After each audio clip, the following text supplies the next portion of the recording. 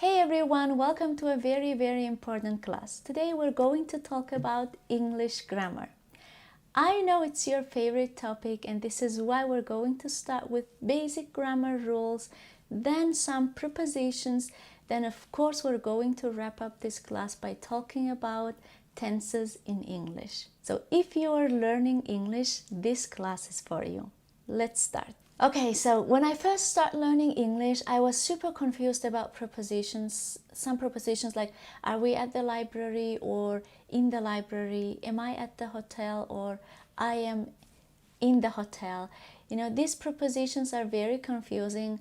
But first of all, like whichever prepositions you decide to use, native speakers are going to understand you. Whoever you speak to, they are going to understand you. No one is going to tell you, why are you talking like this? This is the wrong preposition.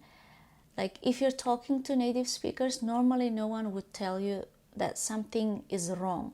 But if you are taking a test, yes, this is where problems might start, because you know, this is where you'll get lower points if you make mistakes. By watching this video till the end, you'll understand the concepts and you'll likely speak English at a level where you can explain yourself, your actions, and you can work with others. So let's start with basic grammar. We're going to talk about really important things here.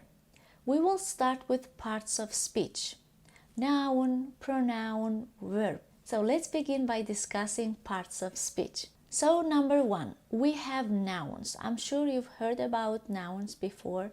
Nouns are words used to name people, places, things, or ideas. Generally, these are our objects or subjects. Let me give you some examples. For example, dog, chair, dad, brother. These are all nouns. Okay, these were all about nouns. Generally, they are like our subjects, okay? And then we have pronouns. Pronouns, they are words that replace nouns. We use pronouns to just avoid repetition in a sentence. Instead of repeating a noun, a pronoun can refer back to it. For example, let me give you an example. This will be crystal clear. John wakes up at 4 o'clock. John goes to the school at 6 a.m. Okay, so here you can use he instead of repeating John again. Let me say that we want to build like 5 sentences about Maria. So instead of repeating Maria again and again, we can use what? She. So here are pronouns. We have I, you, he, she, it, right? We, they for plural. Cool. Okay, so if you're confused with subject and object pronoun like I, me, he, him, her, just check this video of mine. So I'll put the link somewhere here so you can check that as well. Okay, and then let's continue with verbs. Verbs are actions. Very simple. For example, swim, read, write, run. Okay, these are our verbs. Generally, not generally, all the time in English sentences, we need to have verbs. Okay, now adjectives. Now here, listen to me very carefully. Let's focus on adjectives. They are the words that describe nouns. So adjective is used to describe nouns or pronouns. Okay, they answer the questions like which one, what kind, how many, how much. Generally, when I teach adjectives, I generally use only like describing word, because adjectives are like describing words. For example, old lady, beautiful woman, intelligent woman, you know, I'm describing like black car, red dress, yes? But we have also adverbs, okay? Adverbs, what it contains? Verbs. So we said adjectives, they describe nouns. Adverbs, they describe verbs, okay, or adjectives. Adverbs answer questions like when, where, how, and very often adverbs end with ly. Here like carefully, slowly, but not always. You know, in English we have exceptions like soon, fast. They are also adverbs, but they don't end with what? ly. So we said adjectives and adverbs. This is where things can get a bit complex, but I really want to emphasize understanding the difference between these adjectives and adverbs, because sometimes you use them in a wrong way and I use them in a wrong way sometimes. So, but we want to be grammatically correct. So now, here I'll show you two different examples to analyze this. First, I write carefully. Second, I am a careful person. So what do you think? In which sentence we have an adjective and in which sentence we have an adverb here? Very good. Yes, carefully describes right. How do I write? I write carefully. But careful describes noun, person. What kind of person? Careful person. There are some words, they can be both, like adjective and adverb. For example, fast. Okay, let's look two different examples.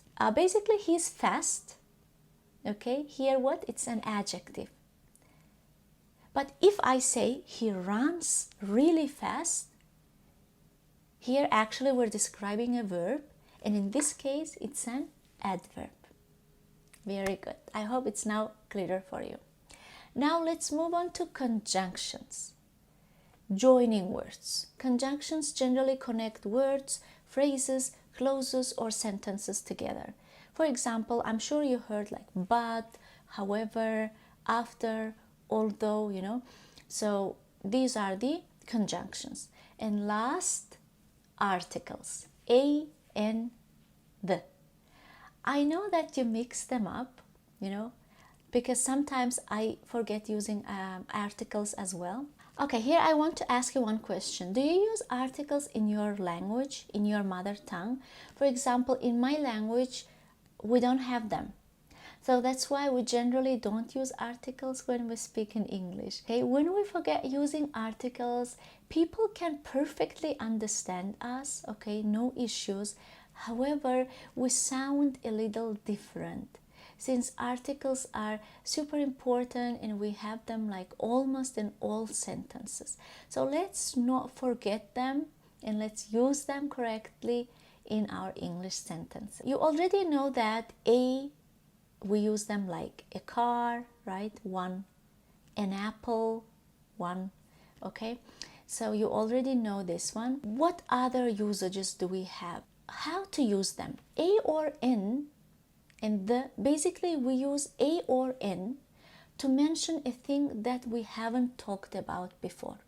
For example, there is a notebook on my desk. There is a notebook on my desk. You don't know about this notebook. So for the first time I am talking about that notebook. Here I use a notebook. Okay? But if I want to talk about a particular notebook that I've already mentioned, then I say there is the notebook, there is the red notebook that I've mentioned. So here we need to use the. So basically AN, if you're talking about the thing for the first time, the if you're talking it for the like second time or third time, if you're already familiar with that thing. Okay, so there is a notebook on my desk, but if I'm talking about one particular notebook that I've already mentioned in the conversation, I would say there is the red notebook on my desk. You know, I talked about this before. Also, we use the with like one of a kind object. For example, one moon, like sun, or the Black Sea. So here we say the moon, the sun, the Black Sea. We don't have like any other second moon, second sun, okay, for this. And articles are not used with proper nouns, like Tuesday, New York. You don't need to use article before them, okay? Or no articles are used with the names of countries. For example, Russia, France. And also, no articles are used with languages. For example, I speak French. that is the one. And if we're using like plural nouns like bicycles, more than one, computers, cameras, and again here, no articles. Okay, we don't need to use articles. Okay, lovely. So now let's a little bit talk about word order in English. In English, first of all, we have a subject, which is a noun or a pronoun. Then we have a verb or action. So basically, as I showed you before, we start the sentence with a subject like Maria, Alex, Mark, he, she, it. Then we need to have a verb. So then we can have an object.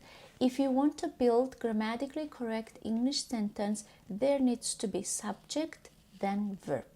Okay, later if you have, you can add your object and the rest as well. For example, he played the guitar. He, my subject, then I have my verb played, then the guitar, my object.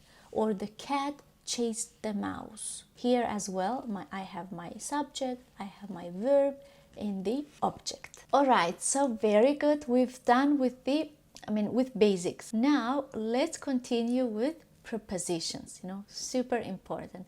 Now again, listen to me very carefully. So let's start with for and since. For is about how long, and since is about when it began. For example, think of for like counting how long something lasts. It tells you the amount of time. For example, I played for 2 hours. How long? 2 hours. Since, now think of since like finding when something started. It tells you the beginning point. For example, I played since morning. So for is about how long and since is about when it started. Now at, in. So here the rule that you have to remember, in is used with big things like countries, cities, continents. For example, I was born in Asia. She was born in Spain. But at is used for specific points or small locations. For example, I am waiting at the bus stop. Smaller, yes? Or she is at the restaurant. And then how about in, on, and at? I believe this is like very important topic because I have posted a video about this and like all my students liked it. You can check it out as well. It's like right here. I'll put on my Instagram page. So, at, time. For time, we use at. With days, we use on. Months, seasons, years, we use in. Let me give you some examples. For example, on Monday, day, okay, that's why on. Spring is a season, in spring. 3 o'clock time, so at 3 o'clock. All right, now let's talk about among and between. We use them to express relationship, but they are used in different places, okay? We generally mix them up, I know, so let's learn them. So among is used when referring to 3 or more things. For example, there is a prize, okay? The prizes was divided among 3 winners. Like we have 3 winners and they divided them, 3 people. Multiple winners and the prizes shared among them all. But between, we use between when referring to 2 different items or groups, let me say. For example, the conversation was between Alice and Mark. So we have 2 people, okay? So in this case, the conversation involves only Alice and Bob. So between like 2 specific people. That's why here we use what? Between. In summary, use among when dealing with more than 2 things and use between when dealing with 2 individual items or groups. Okay? I hope it's clean. Okay, now in, into, very important. Now imagine a cat sitting inside a box. The cat is in the box, and in is used when something is already there and located inside. For example, the cat is in the box. But into, now I'll give you one more very clear example. Now think of someone jumping from outside into a pool. Okay, so here he's not in the pool or not out, so here it's into. Into is used when something or someone is moving or going inside something else. For example, like she jumped into the pool. Okay, so in is for things already inside, and into is for going inside. All right, very lovely. Okay, you did very good job. I hope so far everything is clear for you. Now let's start with the tenses. I'm sure you're waiting for this moment. We're going to start with the simple present tense. We use simple present tense when we talk about things that are always true or happen regularly. For example, I play football every Saturday. This means that playing football on Saturdays is something that I always do. Okay? Or another example, very simple. Okay, we can say the sun rises in the east. Okay, this is always true. Now, what is the structure of this simple present tense? It's very simple. Put your subject, okay, then put your verb, and the rest will come. For example, I wake up every day at 9 a.m. or I go to school every day at 11 a.m. All right, but if you talk about your brother, your sister, he, she, it, here we need to remember S. Okay, so here is an example. He goes to school every day. He goes, not go. All right, just remember this one. Okay, lovely. So here I'll put the structure of simple present tense for you as well, so you can here stop the video and try to read them and try to build your sentences, so it will be always more effective. Remember. Now present continuous. Now this one is about what is happening right now or around now. If I say she is reading a book, it means she's doing that at this very moment. Okay? Or they are playing in the garden. Shows an action happening now. Okay? So for continuous tense, we have very simple ing and MSR. Okay? I am, teaching. You are watching. Okay, so again I'll put the all structure. Please go through them. Lovely. Now moving on to the past simple. This tense is for things that happened when in the past and are finished. For example, I visited London last summer. The visit is over. It is in the past. Or for example, she danced at the party yesterday. The dancing happened and it's done, okay? Already finished. So here what is important? ED and irregular verbs, okay? So you have your subject, okay? You add ED to the verb. I watched, or not I go, but what? I went, because go is an what? Irregular verb. All right, so here this is about past simple.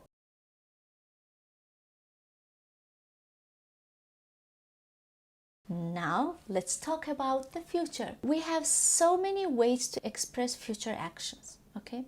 But I'll show you only will future because we generally use that. Of course, if you know others as well, it's perfect. But in this lesson, I'll only focus will. Okay, so if you want to talk about future tense, you can use future will. How? I'll go out tomorrow. You just need to add will before your verb. That's it. Then you're talking about future. That's simple. I'll cook tomorrow. Now, very important part, present perfect. We don't have present perfect tense in our languages. Yes, and we find using this specific grammar topic a little bit difficult. Like before I explain, I want to remind you, if you practice every day, you'll automatically start using it even without thinking its meaning or usage. All right? Just listen to me carefully. Try to understand the overall idea, the meaning, where to use this perfect tense. Then go and practice in English context only. Okay? Do not try to translate in your head, because most of us, we don't use this in our languages. Now, imagine you have a special box in your mind called the life experiences box. Okay? And in this box, you keep all the things you have done or experienced in your life. Now, the perfect tense is like opening this box and looking at all those experiences. Okay, so when we use the present perfect, it's because an action happened at some point in the past. We don't know the exact time, at some point in the past, but we're not specifying exactly when this happened. Okay, it's like, hey, this happened at some time before now, and it's still connected to what's happening currently. Let me break it down with some examples. Okay, for example, I have visited Paris before. Have visited. Here you're telling someone that you've had experience of visiting Paris at some point in your life. I have visited Paris in the past, in some point, and this is my experience. Okay, here I need to use present perfect tense. So the focus is on the fact that you have this experience and it's part of your life story. So code this like this in your mind, because I know we always confuse this. Or let me give you one more example. She has eaten lunch. She has. Okay, this sentence means that the action of eating lunch happened, but we're not saying exactly when. The important thing is that the action of eating lunch is now complete, but it's still connected to the present. How it's connected to the present? Maybe she's not hungry because she ate lunch. Okay, or maybe we are like around lunchtime still. Okay, let me say that I ate my lunch at, for example, 1 o'clock, and now it's around 3. Okay, I said I have eaten my lunch. Okay, so here I'm saying that I've eaten and I'm full, I'm not hungry. Okay, but let's say that it's night time and I'm talking about my breakfast. Okay, here you can say I ate my breakfast at some time. So the present perfect is all about connecting your past experience to the present moment. Okay, so it's like having a collection of life experiences, and when you open that box, you're saying, look, these are the things I've done, or these are the things that happened to me. And also, very important, these are the things that happened to me and they matter right now. Okay, and how to form this present perfect tense? It's formed with have or has, he, she, it has. Okay, and plus verb 3. We say past participle. Okay, you either add ed or you directly change the irregular verbs. All right, very lovely.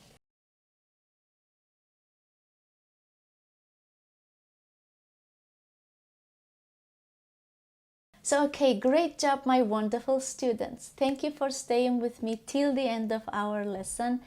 I would be super happy if I reach even more English learners. So, just 2 important things. Please share this video and don't forget to hit that like button. Here, your support can make a big difference. So thank you so much. So see you in our next lesson next Sunday. Take care. Stay awesome. Stay connected. See you soon.